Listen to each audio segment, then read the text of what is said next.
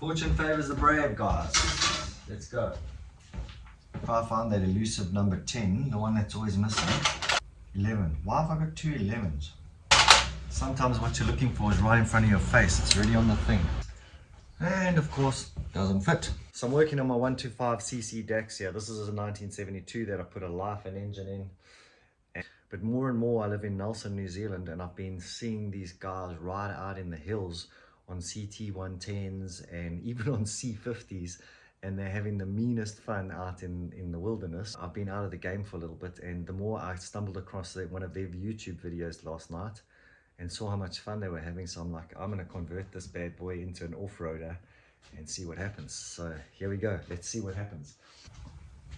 It's been such a long time since I worked on this bike, I can't even remember what the size is.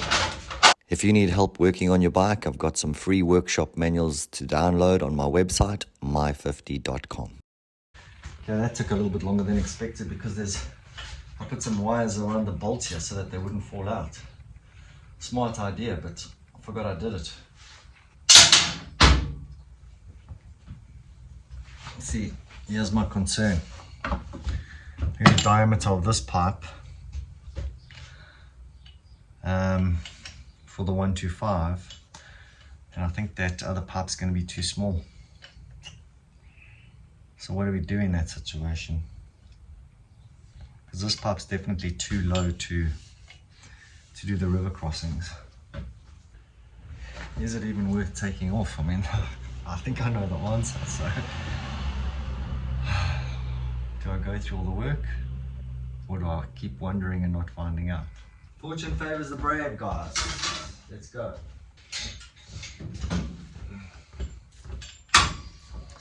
Okay, so it is a little bit wider than the standard pipe, which is good. We might get lucky. Let's go check that the gasket's in there. This was the exhaust pipe over here. Imagine it on the other side, but it really has like a sort of low hanging, it was really low profile over here, or hanging real low. And I noticed these guys cross a lot of rivers and ravines, and there's quite a lot of rocks. So I have to put a higher pipe on. So this is like an aftermarket pipe, the old DAX, you know, from the original. But the flange is big enough for the 125. I'm still not 100% sure it's going to take, how it's going to affect the jetting. But I'm going to put it on, see if it works. If it works, then I'm going to take the knobblies off the other bike, pop it onto this bike, and see what we can do out in the hills. So here we go. Alright, I've already found an issue here, because I've got extended swing arms on this bike. No, that shouldn't affect it. What am I talking about? I don't even know what I'm talking about. Look here. It's not fitting over there. It's a bit of a gap there. So why is that? This pipe now is, yeah, it's longer. I don't know why. Is it gonna pull up tight enough? It's got the gasket in there. But what? Right, so that's sitting all good.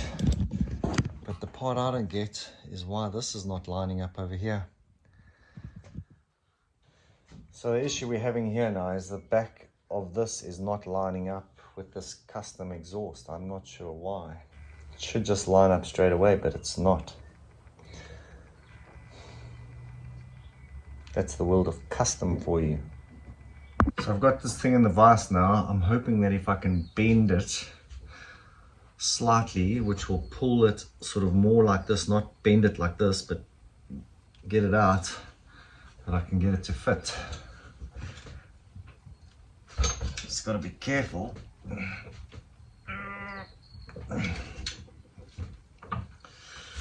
Alright, let's see. I've got to do this slowly, one bit at a time. So now I'll see if this spacing is a bit better here. See, my issue is I've got to get it more this way. So how do I do that? It's definitely better than it was, but it's still not where it needs to be. How do I get this to extend without damaging it? Like I said in the beginning of this video, I'm not a rocket scientist, so I'm just like a garage monkey trying to do the best I can with what I've got. I know there's probably a lot of you guys laughing at me going, what the f is this guy doing? But who knows, this is part of the fun, I guess. So I want to be able to get this part almost flatter so that it extends a little bit, so I'm going to have to bend it up. That's my theory anyway, so if you know any better, give me some comments or FUs in the thing down below, whatever it's called, so that you can help me along. It's worked a little bit so far, so I just learned from my mistakes in this is go one step at a time, man. Not too much haste. Just got a lacquer cup of tea for my wife. That's awesome. It's because she loves me.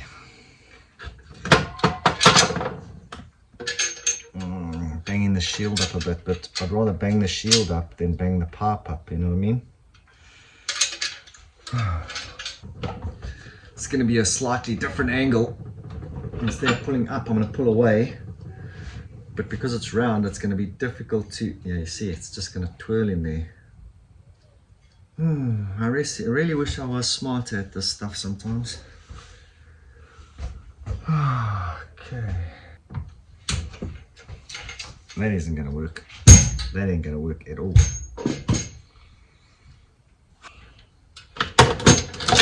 Okay, let me think about this off of the camera and then I'll come back to the camera. There we go. Okay, is that enough? Let's go see. Got to just do one more little tweak and then we're there. Now, what I've also learned from one more little tweaks is one more little tweak too much. Because it's literally there, it's literally there. We just got to make it one half little bit. Okay.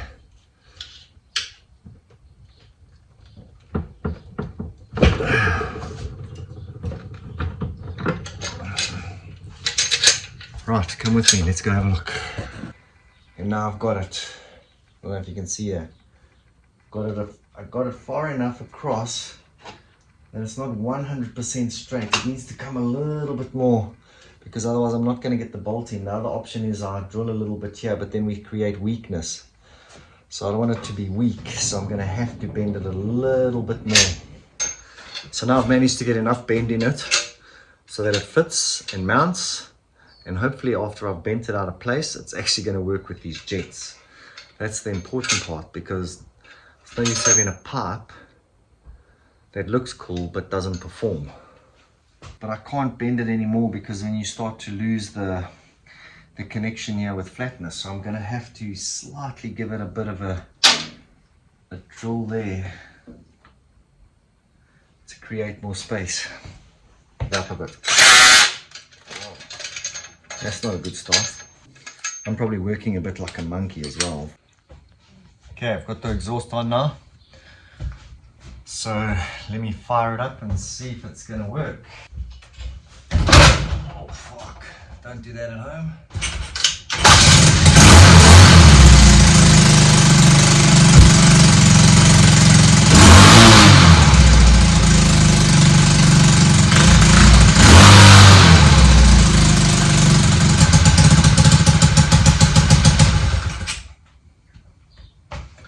Okay, we've got two problems. One, it's not sealing properly in the front by the head. You can hear it, it's terrible.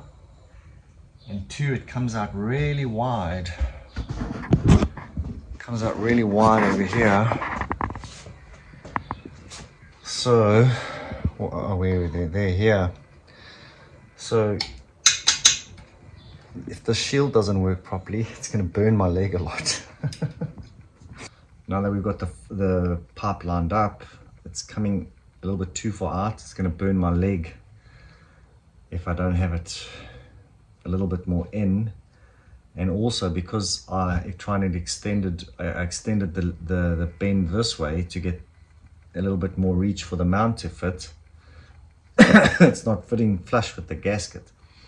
See, this is all that backyard garage stuff that without the right tools you're pretty screwed, but it's also part of what makes it fun, I guess.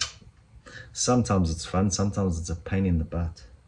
Because I'm not so good at maths or English or any of those subjects, I got to work out which way to pull it. So when I have it in the, well, when I have it out right, I get it, but as soon as I put it upside down, my little brain goes foggy. So let me double check. You know what they say, hey? Check twice, bend once.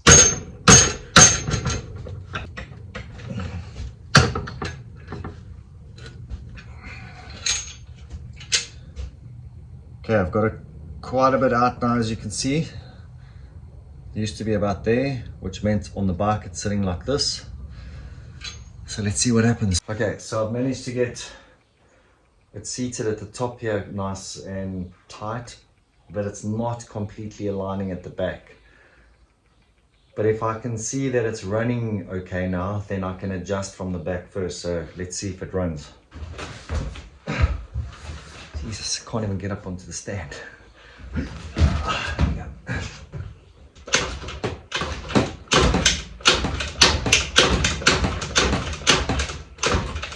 Sometimes these things get stuck and you don't want to push it because it slips. It's so annoying on these engines. Anyone knows a trick to that, let me know.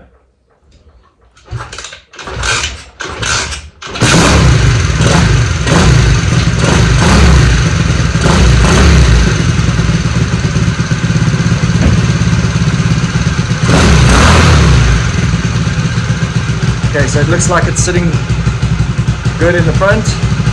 Let me show you what the problem is at the back.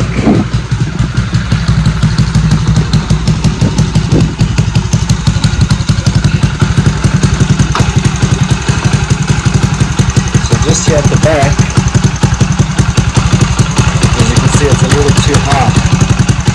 So now I've got to bring this part here, down a bit, so that we can get it to go. But at least now I've got some good clearance off the ground, so when we're crossing the rivers, let me switch this off. So now when we're crossing the rivers, it's should be good to go, and then we can put the knobblies on. Nice.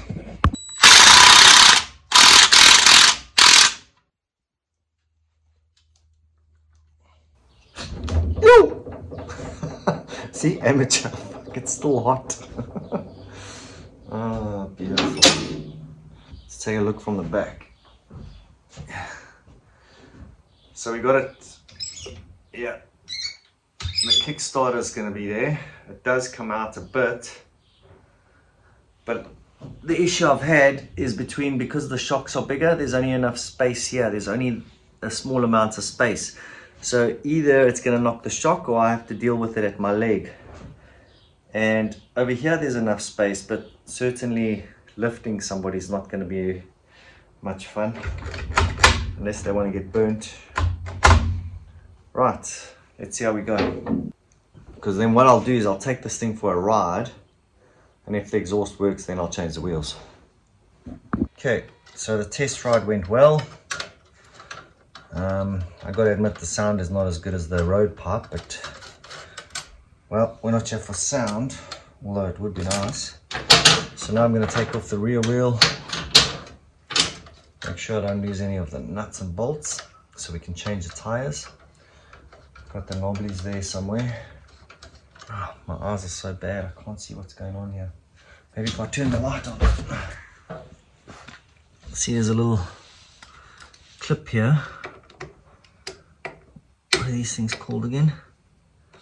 Split pins. And because my eyes are so amazing at the moment, just pinched myself.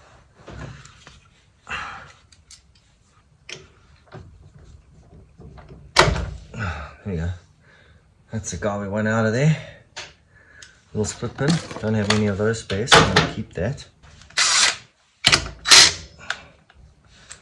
It's the wrong size. It's a 14. I need a 12. Every time I sit down, I think I've got all the tools I need. But then every time I move on to something new, I realize I don't. That's okay. All part of the fun. What the fuck? Like I just said, it's not a 12, it's a 13. But as we've mentioned many times on this build, custom, it's just different. This is a chain tensioner. Let's get that loose so we can move the wheel. I put 2 bolts on here because they tend to rattle loose. I don't know whether that's the right thing or the wrong thing. It's just the way I do it. Seems to work for me, so that's good. It's going to be the blingest off-road bike you've ever seen. All bling and no sting probably. There we go, straight into the hole. There we go, that's that guy off. Now there's a spacer in here. You just got to be careful that you, yeah, there you see that spacer's fallen off. Got to be careful you don't lose these guys. Okay, let's move. Okay, so the tire's off now. We're going to change it. And I noticed bolt missing over here. You got to constantly look at these bikes, man. Bolts go missing. So now this is a split wheel, and I remember when I put these tires on, because this is a 1972 bike, the rims had like almost sealed together and the tire had almost sealed to the rim, so it was a mission to get it off. This hasn't been on for that long, maybe a year or so, maybe 2. So hopefully we get lucky and it splits and the tire comes off, because when they don't come off, it is hell to get them off. Which is why I was reluctant with this project for so long, because oh my god, the tire part is just special. But let's go. See what happens. See, here's the other spacer I was telling you about. Take that out now just in case. Now I can't remember if I have to. It's the wrong tool for this. This is a better tool, because when you open it, it splits it. When the other one, when you close it, it splits it, which makes it more difficult. There you go. See, when you got the right tools, it comes off easier. It's like these two fit in there like that, and then it splits this apart. So this holds this piece on. Ah, you see, there we go. It is like that. Okay, so you learn even though you know. Or you think you know, but you don't know, whatever it is. Happy days, we're all off. So what have we got here? Size, I think it's a size 10. What is this? It's 12, that's why. I just want to put this back on the brake. It's the little piece that fits in the brake, and if that goes missing, I don't have brakes. I normally try to put all the bolts back on and then I don't lose them, or keep them in a bucket, like I've got here. Should put my size 10 in the bucket as well, then I won't lose it. There we go, size 10. Exactly what we need, hopefully. And no, okay, so one's a size 10, one's a size 12. Nah, it's a 13. See, this is also an odd size. I don't know why there's so many odd sizes on this bike. Yeah, 13, not sure why. Anyway, we got it now. Let's go. Okay, actually I'm going to take the hub off first, because then the hub's out of the way.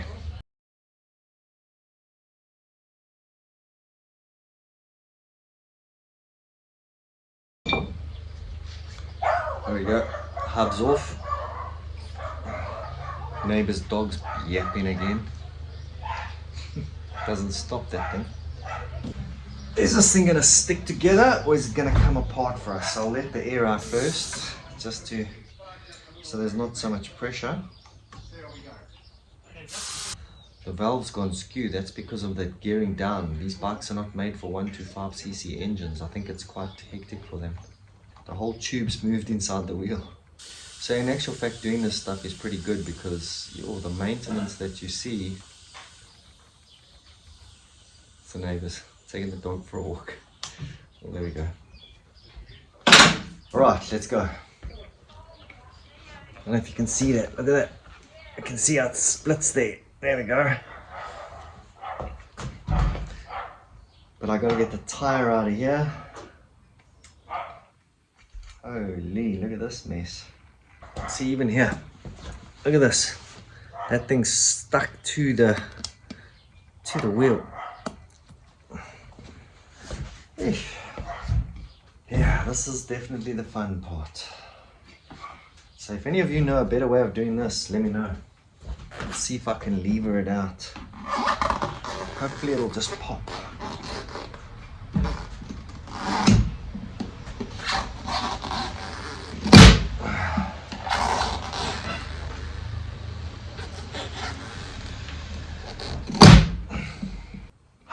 See, the other thing I can do is just change the wheels.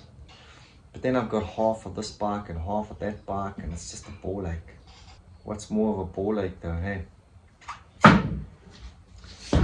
Screwing up the rims. These are screwed anyway from when my chain came off. It might be easier just to change the wheels, to be honest. Okay, I'm going to give it a go with tire levers and see what happens then. These jobs are always harder when there's only one of them. But you just have to get that one pop and then it goes. One pop, mate. One pop. Let's go. It's coming. You! Told you that pop. You just wait for that magic pop. Woo! Alright, that's great. Yeah, man. Take the tube out. That's good. And then don't get too excited because the other side still is pretty difficult. How does a washer get inside there? Alright, man. At least with this side, you can get in from here. Sometimes these things are just perseverance, man.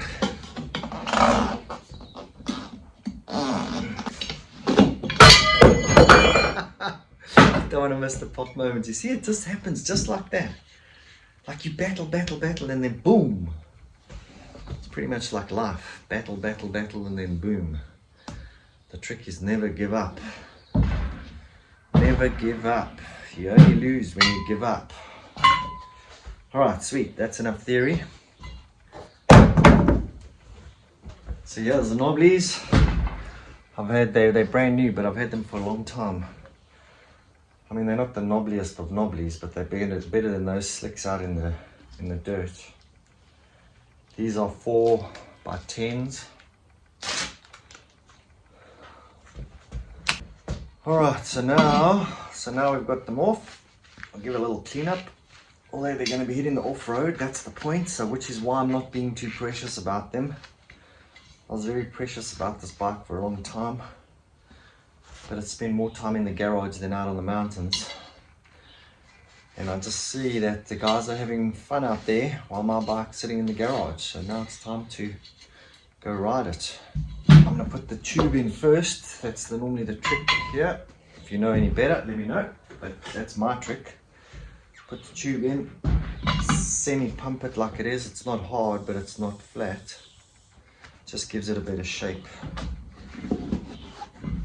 And with the split rims, it's quite easy to line it up with the valve and just tighten it up. Just like that. There's the valve there. And I use the word easy very loosely because obviously any of you that worked in your garages before, that's just tempting fate. So there's the guy with the hole where the valve goes through. You can see it's slightly off center, And even the valve is, you're probably not going to see it over here. The valve is slightly off center to accommodate the rim. I'm assuming that's what that's there for. Either that or I've got it in screw, but I think I'm right. Now you want to get this in. It will expand. Oh, I see, I've got a skew there already. It will expand when you, obviously, when you put the air back in.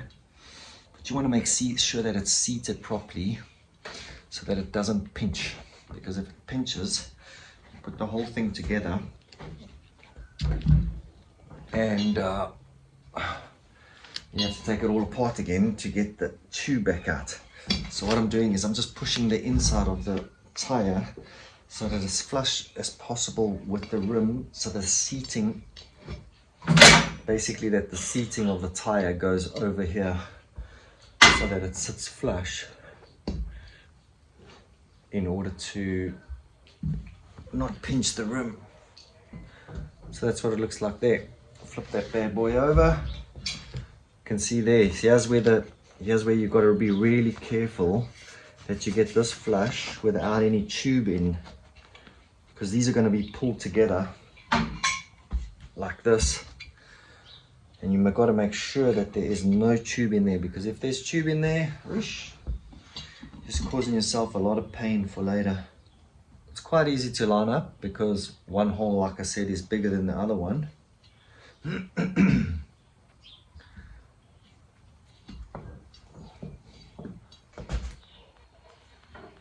So there was one bolt missing from the wheel, so I've decided to swap them all out so that at least it's even, and I know that I've got all the new stuff in properly, because there was a custom bolt. Sometimes these custom things, mentioned that a lot in this video.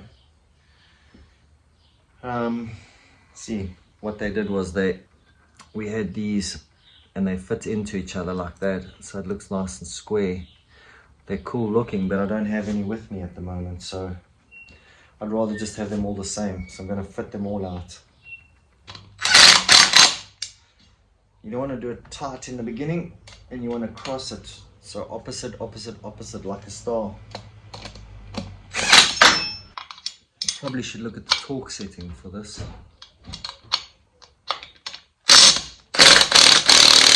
Okay, so now I'm going to hook up the air, pump it up, and this is the part where we hope that we haven't pinched the tube. So hold thumbs for me there, guys. So far so good. It's looking cool, nice and chunky. I mean, I know I can't feel it with my hands like this, but it just gives me a general idea. Looks cool. This also gives you an indication. You got to just check here that you haven't, the rim's not splitting apart again. Not that it would, because we put it pretty tight, but I can always put more in there once the bike's on. So good to go. Let's put the, now we put the hub back on. The hub has little stars, so the bolts slide quite easily into them, holds it in place, so you don't have to actually counter hold it from the other side, which makes it much easier when you're tightening it up. In there, in. Okay, this will give you a better view, hopefully. There we go. Same as the smaller ones, washer plus spring washer, opposite sides once again, side. I know that's important in a lot of things. I'm sure it's just as important here. I don't know, I just do it as a habit now. Star pattern or cross pattern when tightening, and then get them nice and firm, and then tighten. Don't tighten 1 1 1. Do it in sequence. That way you get them to pull together at the same same pressure or torque or whatever you want to call it. And there we go, it's good to go, man. Look at that. You can see these bad boys in the hills. Yeah. Looks like I'm getting a call from somebody. Don't feel like taking that now. But I guess I should. Okay, so like before, I'm just going to pop the sprocket back on.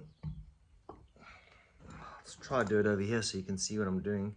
Why is that not popping? Because I think this is not in properly. Let me just check that. There's like a little ridge in between here where this ring fits around and holds it in. So you want to be sure that you've got that in there, because that's vital for it to hold it in place. Actually, that's the wrong way around. It should be like this. Not that it matters, but I can just see from the way. It's better just to put it back the way it was.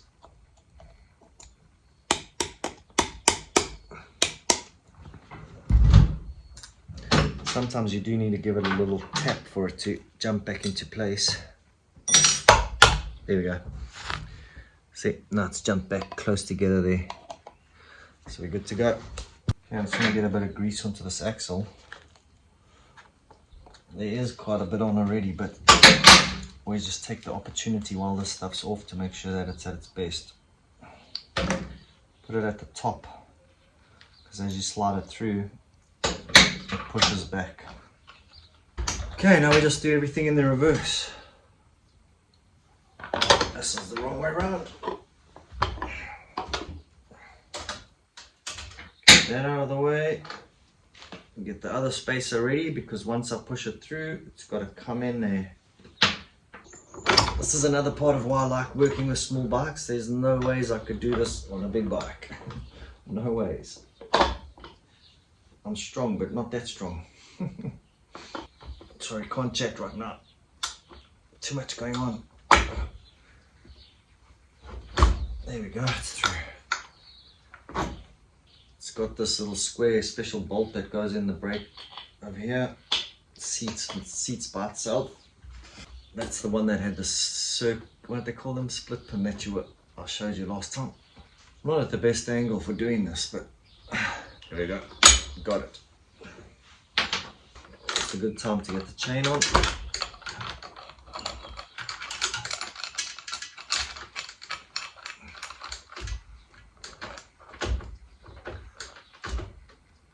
Are you kidding me? It's in gear.